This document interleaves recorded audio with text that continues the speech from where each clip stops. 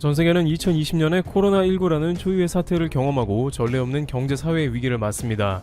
이제 한 해를 마무리해가면서 서서히 전 세계에 영향력 있는 금융회사들이 지난 1년간의 코로나 대응을 비롯해 각종 경제 수치들을 종합해 국가별로 평가를 내리는 시즌이 온 것입니다. 그런데 유독 한국에 대해 내린 평가가 관심을 끌고 있습니다. 일부 세계적인 금융회사는 한국에 대해서 이례적으로 강렬한 평가를 내리고 있는 모습도 연출됩니다. 또한 IMF는 이쯤해서 2020년 GDP 전망치를 발표했는데 한국은 작은 땅덩어리에서 믿을 수 없는 일을 했다고 합니다. 세계적으로 유명한 금융회사들부터 IMF에 이르기까지 한국의 2020년을 어떻게 바라보고 있는지 살펴보겠습니다. 첫 번째, 아시아에서는 한국에 투자하라. 글로벌 투자은행 크레디트 스위스가 최근 서구권의 코로나19 재확산세가 아시아 경제에 미치는 영향은 제한적이라는 의견을 제시했습니다. 특히 아시아 증시 중 한국을 가장 선호한다고 밝혔습니다. 크레디트 스위스의 댄 파이먼 아태지역 증권 전략 공동대표는 27일 미 CNBC 방송에 출연해 서구 선진국의 코로나19 2차 확산에도 아시아 경제는 회복세를 보일 것이라고 말했습니다. 그는 코로나19 이후 서구권의 서비스 지출이 크게 줄었지만 소비 형태가 서비스에서 상품으로 옮겨진 데 따라 아시아 국가의 수출은 최근 개선되고 있다고 판단 근거를 설명했습니다. 특히 그는 코로나19 사태에 잘 대처하는 몇몇 국가에 투자할 만하다며 호주와 싱가포르도 예를 들었지만 그 중에서도 한국을 최선호 국가로 제시했습니다. 파이먼은 한국은 코로나19에 잘 대처했고 코로나19와 관련해서는 내부 문제가 그다지 많지 않다며 한국의 수출 전망도 좋아졌다고 평가했습니다. 업계에서는 지금과 같은 팬데믹 상황에서 투자는 일정 부분 꺼려지기 마련인데 한국은 감염이 확산될 만하면 다시 잠재우는 능력이 굉장히 탁월한 데다가 감염을 측정하고 공개하는 방식이 매우 투명해 투자가들이 가장 선호할 수밖에 없다고 덧붙입니다. 일부 국가들은 여전히 팬데믹이 확산되는 것도 문제이며 확진자가 적다고 하는 일본과 같은 일부 국가들도 투명하지 않은 시스템이 문제가 되기 때문에 결국 한국에 쏠림 현상이 생길 수밖에 없다는 것입니다. 두 번째, 한국 내년 1분기 코로나 이전 회복한다. 글로벌 투자은행 모건 스탠리는 내년 1분기에 한국의 국내 총생산 GDP가 코로나19 사태 이전 수준을 회복할 것으로 28일 전망했습니다. 모건 스탠리는 이날 한국 경제 전망 보고서에서 한국의 경기 회복세가 이어질 가능성이 크다며 이 같은 관측을 내놨습니다. 모건 스탠리는 일시적 경제활동 억제가 내수를 압박했는데도 올해 3분기 한국 GDP 성장률은 수출 회복을 바탕으로 깜짝 실적을 기록했다며 저점은 2분기에 찍은 것으로 보인다고 평가했습니다. 아울러 정책 대응과 봉쇄 조치 완화로 세계 경제가 회복되는 가운데 한국의 수출은 회복세를 유지할 것으로 예상한다고 내다봤습니다. 또 은행은 내수 측면에서는 사회적 거리두기 단계의 1단계 하향으로 내수 지표가 더 회복될 수 있을 것이라며 코로나19 확산 방지를 위한 효과적인 제도 대응이 경기 회복 궤도를 유지하는 데 도움을 줄 것으로 본다고 진단했습니다. 한국은 잘하고 있으며 내년에는 코로나 이전으로 회복한다는 것이 별것 아닌 것처럼 들릴 수도 있으나 미국의 주요 업체 CEO들은 미국의 경우 2021년 말까지 코로나 영향이 심각할 것으로 봤다고 CNBC는 보도했습니다. CNBC는 GM, 애플, 존슨앤존슨 등 미국에서 가장 힘이 있는 기업들을 대상으로 미국 기업 회복에 대한 조사를 했는데 이러한 가장 탁월한 기업들조차 이러한 응답을 한 것은 코로나19로 인한 미국의 경제 불확실성이 얼마나 큰지 나타내준다고 평가했습니다. 그 와중에 한국은 코로나 이전으로 경제가 돌아간다는 것은 대단한 성과인 것입니다. 모건 스탠리는 한국은 올해 추세 이하의 성장 국면에서 내년에는 골디락스, 뜨겁지도 차갑지도 않은 이상적 경제 상황 국면으로 전환할 것이라고 예상했습니다. 세 번째, 한국에 돈이 몰릴 수밖에 없다. 노무라 증권. 노무라 증권의 세스 전략가는 한국 증시에 돈이 몰릴 수밖에 없는 이유 세 가지를 얘기합니다. 그는 한국의 다른 아시아 증시보다 돈이 많이 몰리는 현상이 나오고 있는데 놀랄 일은 아니라면서 첫 번째로 한국은 부동산 시장 전망이 밝지 않고 유동자금이 금융자산으로 몰릴 수밖에 없는데 이 상황에 주식이 유일한 길이라고 지적했습니다. 두 번째로 주식에 돈을 넣을 수 있도록 코로나19가 한국에서 효과적으로 통제된 점을 꼽았습니다. 한국의 코로나 통제는 외인들에게도 매력적인 투자의 환경을 제공하기 때문에 불안감을 해소시켜 한국의 투자를 가속화시킨다고 말하고 있습니다. 이는 앞서 스위스 크레딧이나 모건 스탠리도 동일하게 한국의 코로나19로 인해 돈이 몰린다는 것과 유사해 한국이 방역을 잘해놓은 것이 얼마나 경제에 긍정적으로 작용하는지 보여주는 좋은 예가 되고 있는 것입니다. 마지막으로 세스 전략가는 코스피에는 흥미로운 주식이 많다고 전하면서 제약 및 바이오테크 주식들이 있는데 이들은 매우 잘한다고 극찬했습니다. 또 LG화학과 삼성 SDI와 같은 기업들이 전기차 배터리 테마에 초점을 맞추고 있다고 덧붙였습니다. 전기차 시대에 맞춰서 한국은 기본 공급자가 되는 위치를 가져 매우 유리한 고지를 선점했으며 작년과 같이 반도체의 시황에 영향받는 한국이 아니라 이제는 한국이 산업을 다변화하고 변신해서 흥미로운 투자처로 바뀌었다는 것이죠. 그는 메모리 관련주가 여전히 그리 좋지는 않지만 다른 흥미로운 주식들이 시장을 주도하고 있다고 말하면서 한국의 주식이 체질적으로 강해졌다고 호평하고 있습니다. 이렇게 세계적인 금융회사들이 한국을 가장 선호하는 국가로 점찍은 가운데 한국의 종합 성적도 궁금해지는데요. 네 번째, 한국 GDP 세계 탑 10. 한국은 이 와중에 2020년 전 세계 GDP 순위에서 10위를 기록해 탑 10에 들어있는 모습이 나옵니다. IMF는 세계경제 아웃룩 데이터베이스를 통해서 2020년 10월에 GDP 누계를 발표한 모습이 나왔습니다. 한국보다 약간 GDP가 높은 나라들은 7위 프랑스, 8위 이탈리아, 9위 캐나다 정도로 파악되며 한국을 이어 가장 넓은 땅을 가진 자원보국 러시아와 브라질이 그 뒤를 잇는 모습을 보이고 있습니다. 대부분의 나라들은 인구가 엄청나게 많거나 넓은 국토에서 나오는 자원들이 많은 나라들입니다만 한국은 여러가지 조건에서 탑 10에 도저히 들 수 없는 여건을 가졌고 코로나 상황에도 불구하고 전 세계에서 가장 많은 생산을 해내고 있다는 수치에 들었습니다. 아직 2020년이 다 마치지 않아서 확정된 수치는 아니나 이런 추세로 2020년을 마치게 된다면 2019년에 12위에서 2단계 상승할 것으로 보입니다.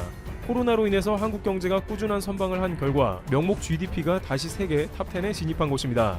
일부 전문가들은 한국이 연말까지 갈 경우에 캐나다를 따라잡아 세계 9위 수준이 될 가능성도 있다고 전합니다. 여기에 더해 IMF는 일찌감치 한국을 선진국 섹션으로 별도 구분을 해놓기도 했습니다. 2019년에는 인구가 5천만 명 이상이면서 1인당 GDP가 3만 달러 이상인 국가는 7개국 뿐이었는데 미국, 일본, 독일, 영국, 프랑스, 이탈리아였으며 여기에 한국이 더해져서 세계 탑 7에도 들어갑니다. 말 그대로 적절한 인구비와 1인당 GDP의 조화를 이루는 전 세계 7개국에 들어가는 나라인 것입니다. 이런 것으로 봤을 때 한국이 G7에 충분히 들어가고도 남는 자격이 있다는 이야기가 과장이 아닌 것입니다. 다섯 번째, WHO 총장 흥분 가운데 한글 트윗. 코로나 늑장 대응으로 구설수에 오르며 역사상 가장 심각했던 코로나19 대처에 문매를 맞았던 WHO의 총장 테드로스도 이제 1년을 정산하면서 가장 뛰어난 코로나 방역국으로 한국을 꼽았습니다. 1년간 마음고생을 심하게 했던 테드로스 회장은 실제 한국이 아니었다면 갈피를 못 잡았을 것입니다. WHO는 지난 4월에 한국이 순식간에 코로나를 잠재우자 방역의 비법을 배우겠다면서 WHO 전문가들을 급파했습니다. WHO조차 코로나 앞에 속수무책이었지만 한국이 들고 나온 방역 비법은 대단히 충격적이었던 것이죠. 그 이후 WHO는 한국의 노하우를 종합해 전 세계의 마스크 운동을 비롯해 발전된 대책을 나눴습니다. 그는 한글로 트윗을 하며 한국을 이례적으로 극찬하며 한국의 지금의 성공이 우연이 아니었음을 밝힙니다. 그는 트위터를 통해 한글로 대한민국의 대응은 연대와 검증된 공중보건 조치의 준수가 코로나19 팬데믹을 효과적으로 통제할 수 있다는 것을 보여줬다고 말했습니다. 이는 오로지 한국에 전하는 감사 메시지로 한글까지 동원해서 그의 진심을 표한 것으로 한국의 코로나 대처를 다시 한번 돋보이겠습니다. 이와 같이 2020년이 서서히 마무리되어가면서 전 세계에서 한 해의 성적표를 내밀기 시작하고 있습니다. 한국은 코로나19 초반에 큰 어려움이 있었으나 그간 준비한 각종 노하우 등으로 잘 이겨냈으며 이제는 전 세계의 전문가와 금융기관들이 한국의 투자를 독려하고 감사의 메시지를 전하고 있습니다.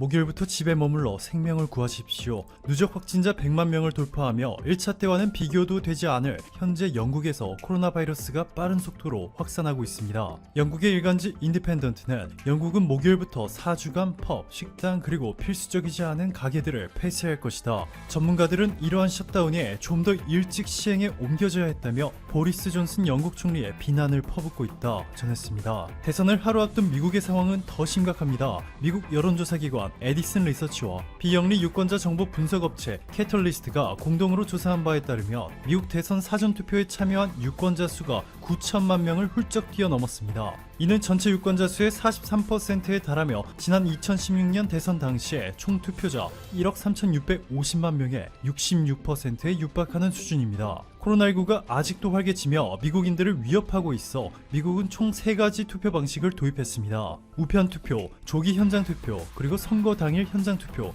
이렇게 유권자들을 분산시켜 집단 감염 확률을 조금이라도 낮추려 하고 있는데요. CNN에 따르면 트럼프를 지지하는 유권 유권자들은 현장 투표를 선호하는 한편 바이든 지지자들은 우편 투표를 더 선호하는 것으로 전해졌습니다. 자, 그런데 문제는 보시는 것처럼 현재 미국에서는 2차 팬데믹이 진정되기도 전에 더 강력한 3차 코로나 팬데믹이 찾아왔다는 것입니다. 최근 1일 신규 확진자 수가 10만 명을 돌파하기도 했는데요. 현재 누적 확진자 수는 940만 명을 돌파해 1000만 명을 바라보고 있습니다. 너무나도 심각한 상황이죠. 이에 바이든 후보는 마스크를 쓴 대통령이 있었다면 우리가 지금보다 훨씬 나은 위치에 있었을 것이다. 트럼프가 솔선수범해서 마스크를 착용했다면 확진자 900만 명, 사망자 23만 명이라는 통계는 보지 않아도 됐을 것이다. 라며 트럼프 대통령을 강력히 비판했고, 오바마 전 대통령도 트럼프는 언론이 코로나19를 너무 많이 보도하고 있다고 불평하고 있는데 아직도 코로나19의 심각성을 잘 모르고 있는 것 같다. 트럼프 대통령은 유세 현장의 군중 규모의 차이에 지나치게 집착하고 있다.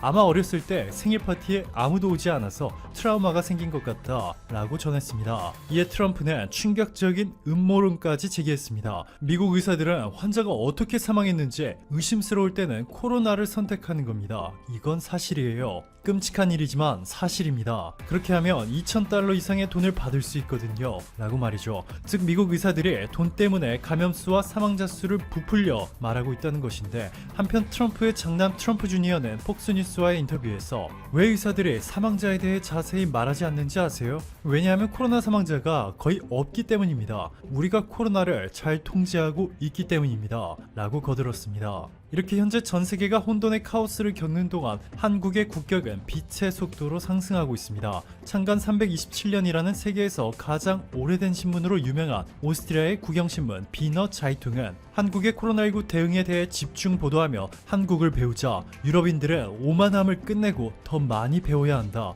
인구가 5,200만 명에 달하는 한국은 코로나19 대유행이 시작된 뒤에 누적 확진자 수가 2만 6천 명이다. 이는 인구수 886만 명에 불과한 오스트리아의 누적 확진자 수 9만 1,895명에 비해 훨씬 적다. 한국은 민주주의가 활발하고 도시화 수준이 높고 교육 수준이 뛰어나다. 오스트리아인의 21%가 대졸자인 반면 한국인 42%가 대졸자다. 한국인은 과학에 대해 높은 이해도를 가지고 있어 대유행을 막는 데 있어 큰 도움이 됐을 것이다. 비너 자이퉁의 자이페르트 부국장은 사회의 동질성과 국가에 대한 높은 신뢰도, 오랜 마스크 착용 습관 등 신속하고 엄격한 한국 정부의 조치가 코로나19와의 싸움에 성공하는 데 분명히 중요한 역할을 했다. 우리가 한국으로부터 배워야 할 점은 한국이 초기 접촉자 추적에 완벽한 투명성과 빅데이터를 활용했고 검사에 많은 노력을 기울였다는 점이다. 이제 유럽은 당장 오만함을 떨쳐내고 한국과 같은 나라들로부터 배울 때가 됐다 전했습니다. 테오드로스 아드하놈 게브리에수스 WHO 사무총장은 이례적으로 자신의 트위터 계정에 한글로 직접 한국의 코로나19 대응에 대해 언급했습니다. 대한민국의 대응은 연대와 검증된 공중보건 조치의 준수가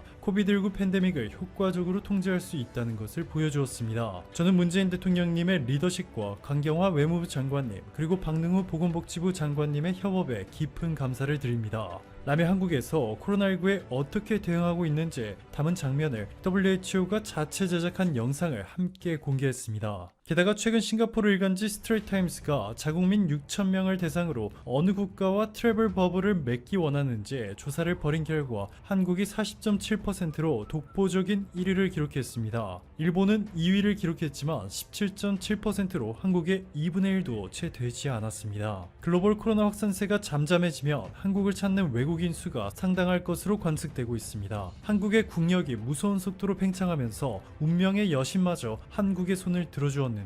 일본에게는 절망적인 소식이었습니다. 러시아와 미국을 잇는 해저 터널 프로젝트 베링 해협 터널 프로젝트가 전 세계적인 주목을 받기 시작한 것인데요. 러시아와 미국의 알래스카 사이의 해협을 베링 해협이라 부르고 있는데 길이는 88km로 평균 깊이는 30에서 50m, 그다지 깊지도 않습니다. 이 두 대륙은 빙하기의 육지로 연속되었던 부분으로 추정되고 있는데 바로 이곳에 100km 길이의 해저 터널을 만들어 러시아와 미국을 연결시키겠다는 계획입니다. 미국 위스콘신대 박사 출신의 강덕수 교수는 회의 참가를 통해 베링 해협 문제는 러시아와 미국보다 대한민국의 미래와 더 큰 연관성이 있다는 사실을 깨달았다. 무엇보다 베링 해협 터널은 한국을 세계의 중심으로 만들어주는 메가 프로젝트라는 것이다. 베링 해협 터널은 미주 대륙과 연결되는 최단 육로를 연결하는 사업으로 일본의 물류까지 부산에 직접 되어야 한다는 것이 전제되어 있고 남북 철도 연결은 기본이다. 또 베링 해협 터널 건설은 남북 긴장 완화, 더 나아가 한반도 통일을 위한 분위기 조성에 기여하게 되리라는 것이다. 북한을 설득해 베링 해협 터널 프로젝트에 참여시키는 것은 남북한뿐만 아니라 러시아의 경제 안보적 관심사임도 확인했다. 꿈이 아니라 현실로 다가오고 있다. 대륙의 시대는 이미 시작됐다 전했습니다. 즉 부산을 시작으로 대전, 서울, 평양, 나선을 지나 블라디보스톡, 베링 해협을 지나 캐나다와 미국까지 이어지는 세계에서 가장 긴 도로와 철길이 완성되면 한국에서 미국과 캐나다로 육로를 통해 무역이 가능해진다는 뜻입니다. 획기적인 물류비용 감소 및 시간 단축이 가능해지고 일본은 부산을 통해야만 하기 때문에 한국에 대한 의존도가 갑자기 높아지게 됩니다. 남한과 북한 그리고 러시아가 공동으로 한반도 종단철도를 이용한 화물 시험 운송 관련 논의에 본격적으로 착수할 것이라 알려졌는데요. 러시아의 타스 통신은 국영 러시아 철도 고위 관계자의 발언을 인용해 남북러 관계자가 오는 12월 회의를 열어 한반도 종단철도의 화물 시험 운송에 관한 세부 사항을 결정할 것이다 밝혔습니다.